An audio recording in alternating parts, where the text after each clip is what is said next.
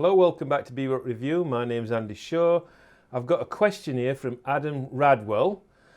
It says, could you do an analyst on Charlie Parker's solo on Moose the Mooche? I have transcribed it but don't really understand what he's doing in the bridge. First off, he doesn't say which solo it is. There's a hell of a lot of solos of Moose the Mooche. So I'm assuming he means the one that's in the Charlie Parker Omnibook. So I'm actually going to look at the one in the Charlie Parker Omnibook, because this is the one that most people can actually look at because they'll go out and buy the Charlie Parker Omnibook. So we'll go through Moose the Mooche in the Charlie Parker Omnibook and we'll see what we make of it, okay? Okay, so we're looking at this solo, Moose the Mooche from the Charlie Parker Omnibook. It's on page 4. And we're just looking at the solo. Right, in this solo, you probably see these colours. What they'd represent is kind of like bebop scales and harmonics on chords. They're there to help me. I'll probably talk about them, but I need to do a proper video on these and just explain what I'm using here. It's just helped me study solos. Right, this first bar, remember in rhythm changes, which this tune's based on, we have in the A section, which is from there to there, and then it's repeated there, and then bridges there. It goes 4 bars in the key, the tonic key, which is G. Then it moves to the subdominant key, which would be C. So you're in key of C there, and then we're back to G here. Right. So I'll just look at these first 8 bars in a section first. Right. This first phrase, which goes over 3 bars, it starts off with a line called M6A, which is just basically emphasising G, which is the tonic. Obviously G, which is the tonic. Right, M6A looks like this. And as you can see, we're emphasising the tonic. Now, I always try to think of things like that. Try to reduce it down to its simplest line. And I see M6A like that. It's actually a changing tone. So those notes are all leading to J, to that G, sorry. And because it's modified, we've got an extra G in there. But it's basically looking at G. So you've got G there and G there. It's all playing around G. Okay, and then it'll be interesting to look how Charlie Parker plays, and I'll be checking up on him as we go through. One of the rules in traditional harmony is that if you make a leap of more than a fifth, you must turn in the opposite direction. If you look at that, Parker's still going up from this G. He leaps up to that C, but G to C is a fourth, so then he leaps a bit further to that E flat. Now that's quite all right in traditional harmony. As long as he don't go a fifth, if he went to fifth, which would be from G to D, he would have to go into the opposite direction. It'd be interesting to see if Parker, as we're going through his solo, ever breaks that rule. Okay, so I'll be checking on that and his leaps. So then he leaps into this C, which is emphasising this A minor chord. Right, it's going from G to A minor. It just looks like that's exactly what's happening. This E flat is part of another line, this part here, which is called M5B. I'll just write M5B down for you. Right, can you see that? M5B is basically a changing tone. It's a special type of changing tone, modified one, with an extra note in. Changing tones usually have 3 notes, like what I said there, you know, A, F, G. This one's chromatic. It moves up chromatic. So you've got a chromatic half step above. So you've got E flat there and a half step below. So, and then you've got this C which modifies it, makes it 4 notes. What it does is you bring it off beat and it brings a chord tone on beat. So this here, we're in A minor here.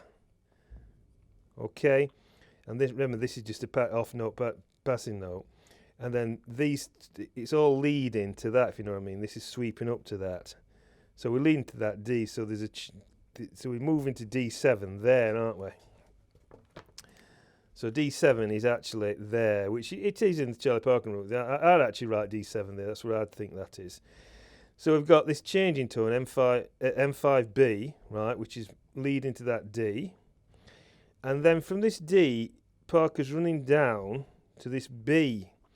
And then he's playing another line. This line here is called M1, so that's M5B. this here, from there to there, right, and then he's running down to this line here, this arpeggio, and this is called M1. This is the most important riff, if you know what I mean, this arpeggio in Bebop. Well, Charlie Parker's Bebop anyway.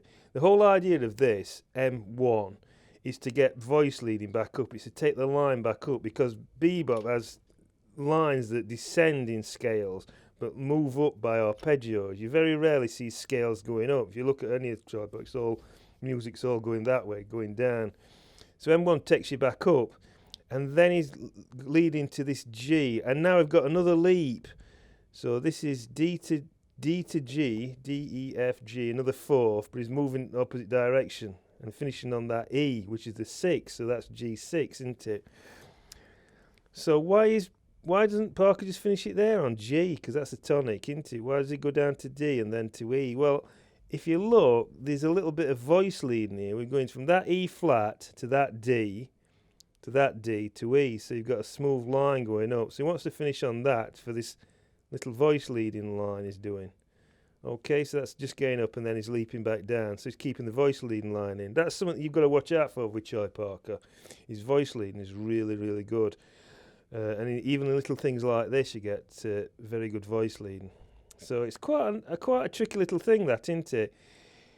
Now, why is Parker leaping there? He's going A to G. He could have brought a line in there. Let's just see if I can write something in what he could have done. I'll tell you what, and I'll play it on my saxophone so you can hear it, okay? Hope you can hear me okay. I'm going to try 3 different patterns on the beginning of Moose the Mooche. I'll try this is how it sounds originally. That's how Parker plays it, but I'm going to try 3 different ways of doing it. So I'm going to play a line similar to that, to M6A, but starting from D, so it sounds like this.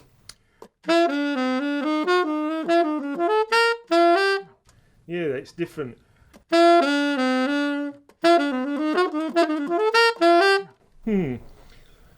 Not so keen on that. I think the original, which starts on that out, it just sounds really meaty down at bottom end. I could run into it down to C and then run in, so it'd sound like this.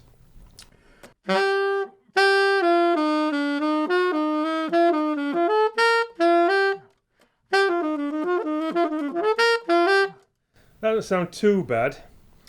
And there's another way, but it doesn't sound as good as Parker's original. Another way would be to run in chromatically from E, from the 6 of G, so it to sound like this.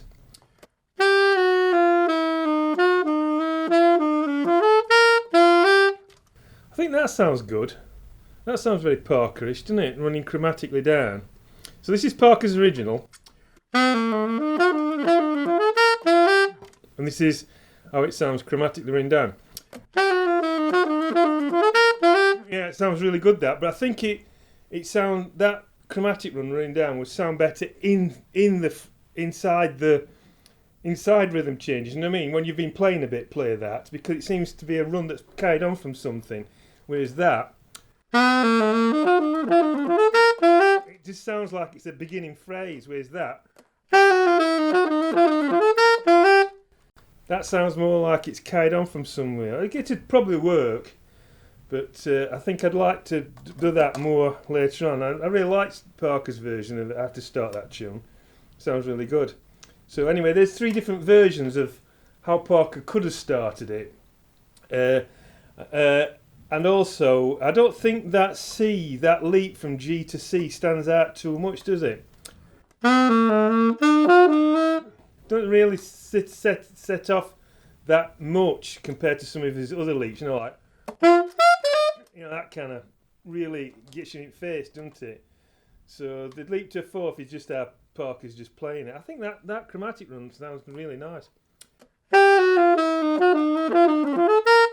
That sounds just as good, really, but it just sounds like it's part of a voice leading line that wants to move on, because I'm starting from E there, so it'd be E flat D, you know what I mean? It's a good voice leading line, that. So I think it'd be nice in a phrase where you wanted voice leading. Anyway, that's just me messing about. Okay, so we've pretty much looked at this phrase. That little phrase is quite a lot of interesting stuff going on.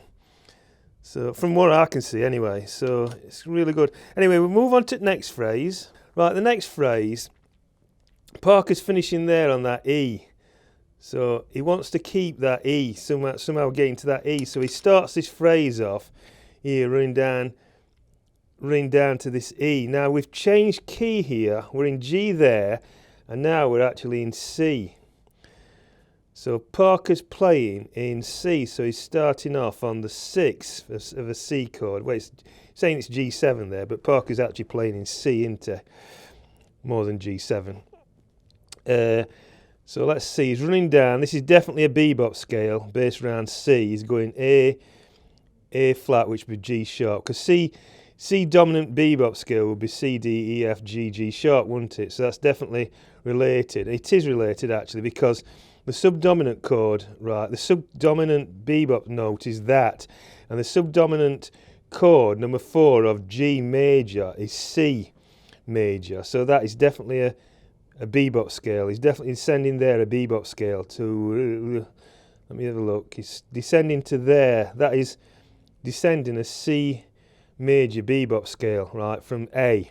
Okay, so we're moving down a bebop scale there, right, and then this is obviously a bebop carrying on, but he's actually playing a little line with a drop there. So you've got a third, you've got a drop of a minor third. Now why is he doing that? See, this is important actually. He's playing down a bebop scale there, right? We're in C, so all this is just as though it'd be C major, right? But there he jumps a minor third. Now why would he do that? Well, there's a reason. Because this here and that repeats here. And what does it do? It goes to that B. And that B, that is a changing tone. When you have a changing tone where it repeats itself like that, that's called an ornamental changing tone. So C, A, B is an ornamental changing tone. Now, he's got this bit in here, and this is just elaboration. Now they've put, Abersole's puts that C minor 6 but in, that's all just in C. There's no C minor 6. Parker's actually not thinking of C minor 6, even though he's playing it. What he's thinking of is this ornamental changing tone to try and get to that B on the G, and this is just decorative. Now that E flat against the C represents blues, so he's playing a note, right? Again, he's playing an E flat, and that note there is just, you could just see that as a blue note. It's a flat third of a C chord, and it's basically because he doesn't want to repeat that E there. So you've got this G and this E. You don't want to repeat that E or that D, because what we're doing is we're emphasising this A and C. Now that is working very nice with this from this part here. We've got E here, we've got E there, so we're repeating. So we've got nice, this light lines continuing, but then that E there leads to that E flat, right? So you've got a nice line going down on that part. That's a really good note to use, that E flat, I think, there. Because it's a blues note on the C chord, right? Forget about that C minor 6 for now. It's a blue note on that C chord, and it's different to the E, so that's going down. So what you're hearing is a repetitive of this CA, and then that CA leads to that B. So you've got definite voice leading here, C, B, and then that goes to A there, which goes to G. So you've got a really nice little voice leading line. But he's telling you that this line's finishing and this is starting,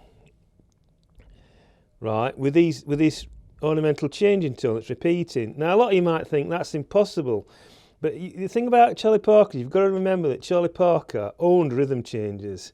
He actually knew that, and these lines that I'm looking at here are all patterns that Parker played a million times. And what's brilliant about Parker is not so much all these patterns, it's the way he puts them together like this, and it's just practicing on rhythm changes over and over and over again, so he just knew it backwards. So that's how I see it anyway.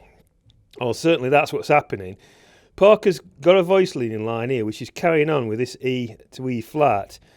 But this riff here, this little riff here, is changing the voice leading to AC, to this C A. This E changing tone. So the C becomes the top line, leading to B, right? Leading to this A. So we've got M6A. This is M6A again. You see, it's exactly the same, except it's just got this B. And then we've got definite, so that's a modified. I put modified. That's modified M6A with this 1B.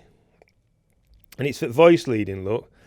And then we go into A, to this A, which is exactly the same as M6A. And then it all leads to this G, which is on A minor. This is actually G, this. I forget about this A minor. Parker's actually just playing in G. So he's playing in C there, and then he's playing in G there. And this changing tone is to tell you that we're changing to this G chord here. It's really clever. So we've got a bebop scale going down into this line here, this ornamental changing tone, and he's using this G, E flat. So this A, the C minor 6, what our soul says, is actually used as, well, this is ornamental, this, right? And it's to finish this voice leading off. And then this line, these two notes here, are leading to this B, which is going into M6A, right? But it's a modified M6A because that'd be A if it were M6A. So it's B, and then it goes into a definite M6A because you've gone now, your voice leading's gone down to A, and then this finishes off on G. It's really clever. Things like that, our Parker uses these like lines, you know, arpeggios and stuff, you know, and changing tones to make his line up. He's really good. It's not so much the patterns, because a lot of people slagged Charlie Parker off and said that he plays too many patterns, which he does. He plays, everything's about Charlie Parker's patterns, but how Charlie Parker puts those patterns together, now that's really something. I'm telling you, that's really brilliant. You know what I mean? And a lot of people copied Charlie Parker's patterns and that later on, but they couldn't put them together like he does in fantastic solos using the same kind of stuff, but making it sound, each solo sound completely different. Okay, so I think that's enough about that line. Right, there's no big leaps, is there? The voice lean's quite nice. This here is leaping up, right, but it's turning straight away. Like I said, if you leap more than a fifth in traditional harmony, you've got to turn the other way, which is doing there. But this is part of this line going down, you know what I mean?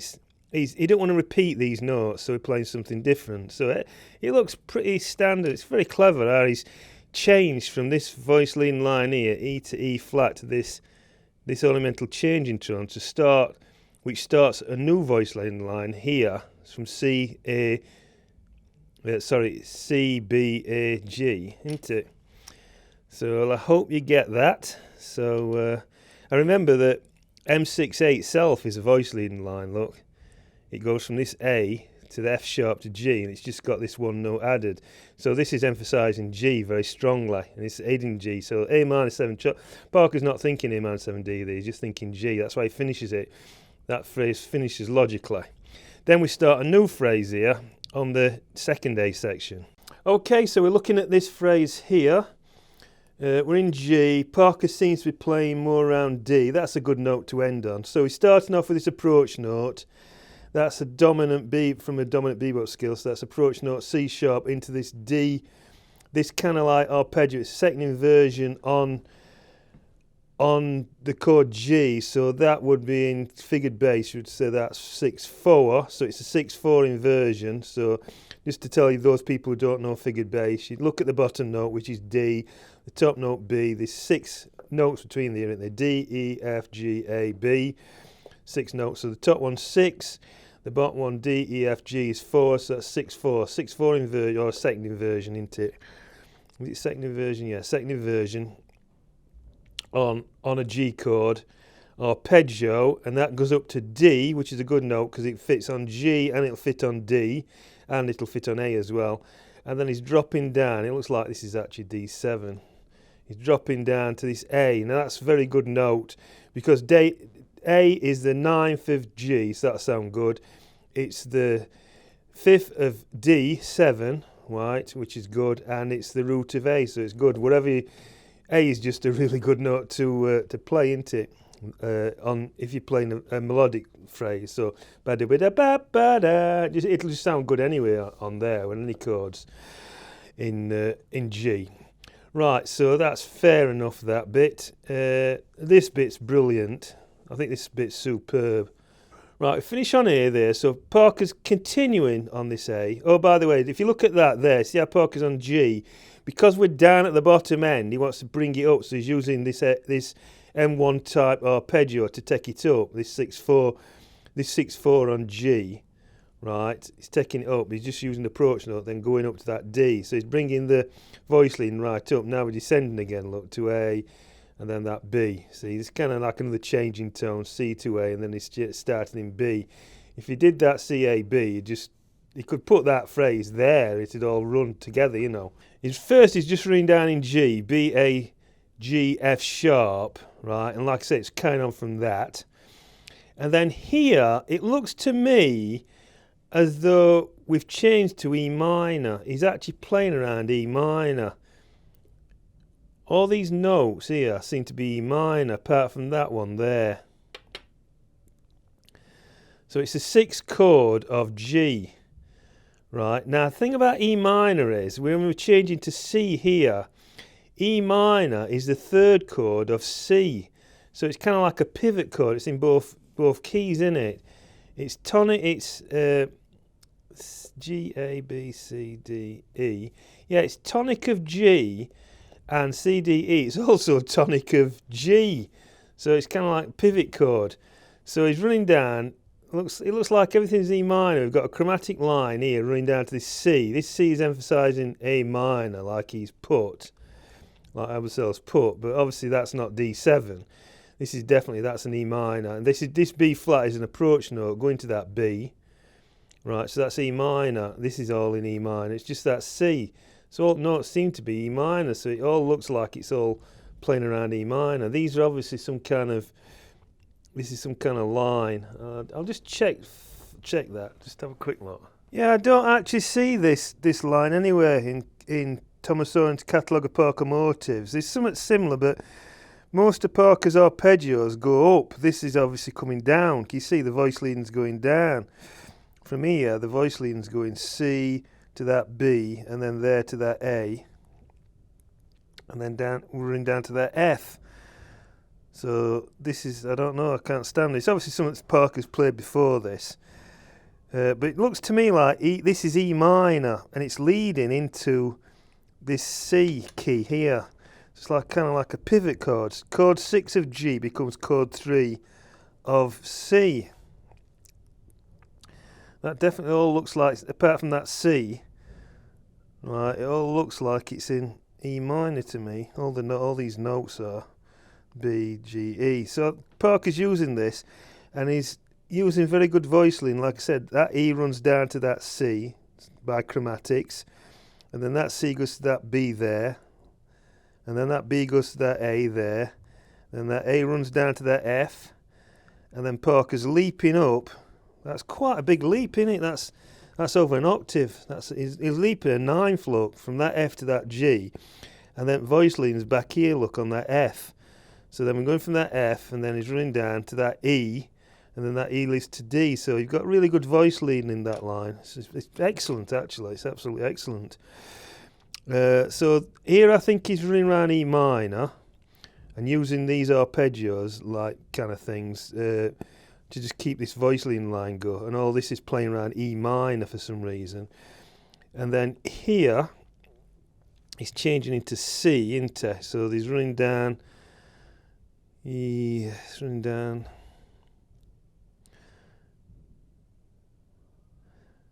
I would have said he's running down and again he's doing exactly the same as what he did here, and running down a bebop scale.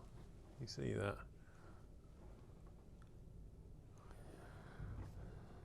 Just bring that down a bit. I would say he's doing the same again and running down a bebop scale there, but he's playing F sharp there, so that's kind of like an approach note to that, isn't it? So it's just a chromatic scale, that, isn't it? I think he started off thinking about a bebop scale, and decided to get to F that way. I had to put that extra note in. And then, so he's emphasising G7 here. This is definitely G7 because we're emphasising F. So he knows that this chord is G7 now. So he's definitely emphasising G7. He's leaping up, keeping voice leading here. So he's running down to this E. So it's going from F to E. So now he's emphasising C. So that's C6, isn't it? And then he's playing, this is M. Then he's running into M2, down to E, this E flat, which is this keeping this voice leading going. It's exactly the same as what I said up there where he was playing this F. Can you see? He's going F, E, and then to E flat, and here he's going F, E to that E flat. They're very similar, them two lines. Can you see? That line and that line is very, very same. And he's got a ornamental changing tone going off. Can you see? It's pretty much same line actually, except he's playing G there for some reason. See there, he's playing A, which is a proper changing tone. He starts off with an ornamental changing tone here, but he's running down to G. I wonder if that's a mistake in Charlie Parker Omnibook. I'll have to have a listen to that. It could be a mistake that could be again be an ornamental changing tone leading to that B, and then this time is leading to D, which right, it's exactly the same as that. See that, you see, is going from that D to E. Here is going to D and holding it on D. So this is just G, not G6. So we've got exactly the same thing, F, E, E flat, and then we're changing again. I think that should be an A, actually, not a G. So we're going again into ornamental changing tone and B, D. And in a way, that verifies what I said before about Charlie Parker knew what he was doing. Because he's playing exactly the same thing. See that? It's exactly the same as that, isn't it? That is same as that, pretty much. All he's done is put M2 in, which is this bit here, where you go G to A to G. That's M2. And then he's using this E flat, this blues. See, it's F7 this time. So it's fixed. So again, it's a blues on F7. It's the flat 7th, isn't it? Well, it's not a blues on F7. It'd be a blues on F. But it's the 7th of F7. But it's a blues on C. Forget about these F7. He's not thinking F7. He's thinking C all along here, this bit. So that works as a voice lean. The voice lean, again, is changing through this ornamental changing tone, which should be an A, I think. I think that's wrong. Or Parker's probably making a mistake there. Unless he's thinking it's always, I don't know. But I think that should be an A. And then he's leading to that B, and he's finishing on this D, which is making this line here to E flat to D work, but the line at the bottom is leading to that B. So you've got a line at the bottom leading to B, and the line at the top leading to D, so it's really good. And then you've got this third, which is a good move to D. It's just a really excellent line, that. It's obviously Parker's worked it out, because he's repeating it there. You could play that and finish on that if you wanted. Repeat. You know what I mean? But Parker just finishes there, but you could go and play that again. You know what I mean? So that kind of like verifies what I just said earlier about this, that Parker's actually, this line here has actually worked it out. Do you know what I mean?